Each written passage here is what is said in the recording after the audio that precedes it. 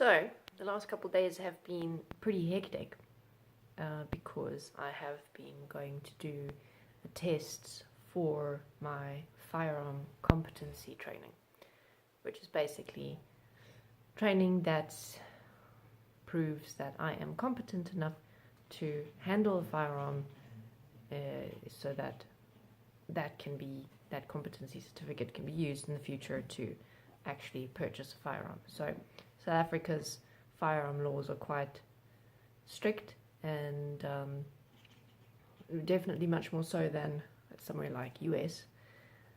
But in any case, that's not the point. The point is that a lot of questions that come up from people is, why am I wanting to become competent and eventually get a firearm?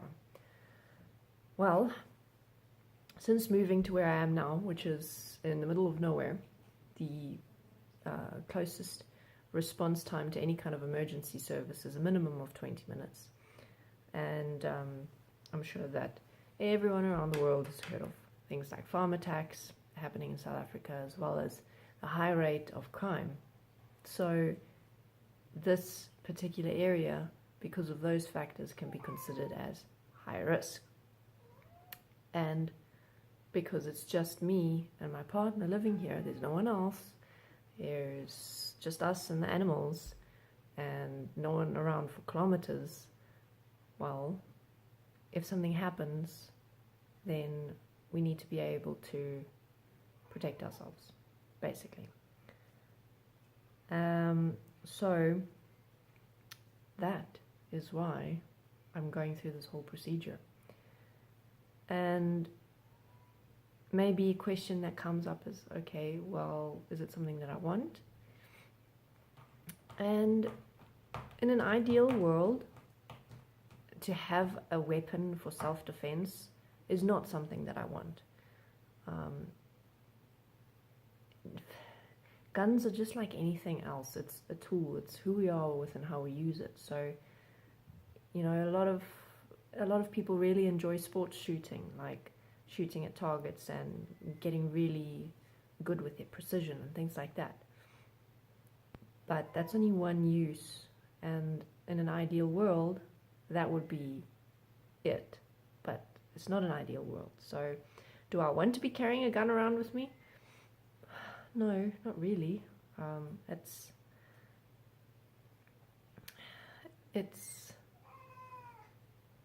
It's like a constant reminder of what the reality and the nature of humanity is, that people are more than willing to harm each other for stuff, as well as people are in the position where they feel forced to do things like that, as well as people are born into lives where the norm is to live in that way and to see other people that way, and so that's what they grow up believing and becoming, that other people are less than, that killing is okay, that hurting is okay, that rape is okay. So yeah, I mean, that is currently the reality of the world that we've created. And it's not so much that it's the reality of the world, because the world is just what it is. Things, you know, there's nature, there's plants, there's wind, there's rain, there's animals, and everything is trying to find some kind of balance to live in. And then people come along and, well, I don't think I really have to go over all of the things that we do. Everyone knows all the terrible, horrible things that we do to each other and to everything around us. So, that is the reality of my life at the moment, of what I need to take into consideration just by being here. And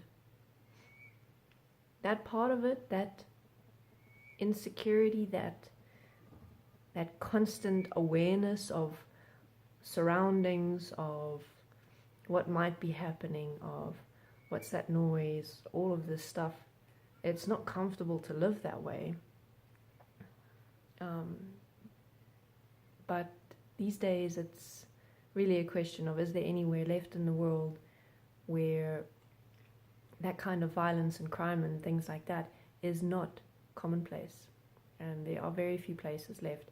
And it's not like I'm going to run from it either, because trying to hide from the darkness within people is not going to solve anything. At best, I have the opportunity to learn about a different culture, about a different way of looking at the world, about different challenges that people face, about different perceptions and perspectives that people have. And that is something that I'm quite keen on, because the best way to create systems and structures and ways to support people is by understanding how, who, what a person is. How did they come to be that way? What are the driving forces in their lives? What are the belief systems? What are the personality designs? All of these different things. And that is the opportunity that I have to start learning different types of people, different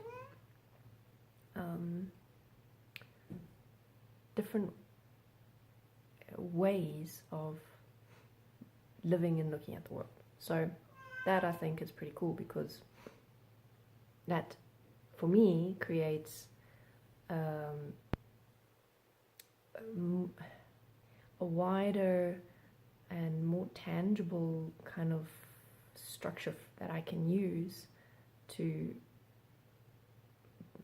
help people, to explain things in different ways, to understand different parts of humanity, to understand different ways that the mind functions.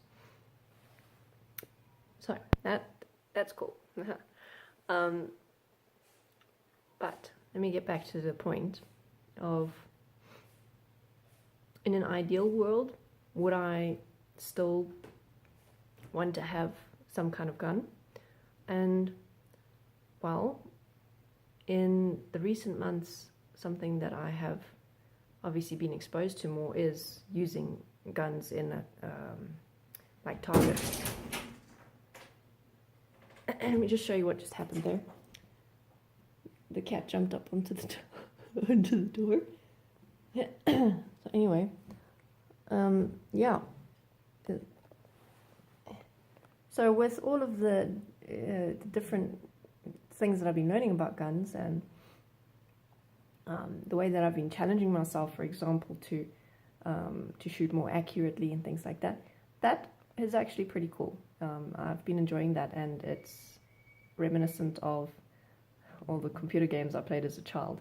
So yeah, that's been pretty fun, and it's definitely something that I wouldn't rule out in a world where crime doesn't exist. I mean, if weapons were not used as weapons, well, then it's up to us to find different ways of using them. So it's not about the guns. It's not like guns are evil. Guns are just objects that we've created, and we have set them to a specific purpose. Okay, so that's just a quick update from me. Well, kind of quick. Yeah. Cat is still on the door there. Now she's walking on it. When she jumped up on it, it swung like closed, so it's almost closed, and she's still on there. In any case, if you would like to support me, you can do so on Patreon. The link is below. If you would like to contact me, you can leave a comment or send a direct message, and I can expand on points. I can do more videos. I can ask questions, and all of these things I am very capable of doing, and sometimes willing to. So, thank you for watching. See you next time.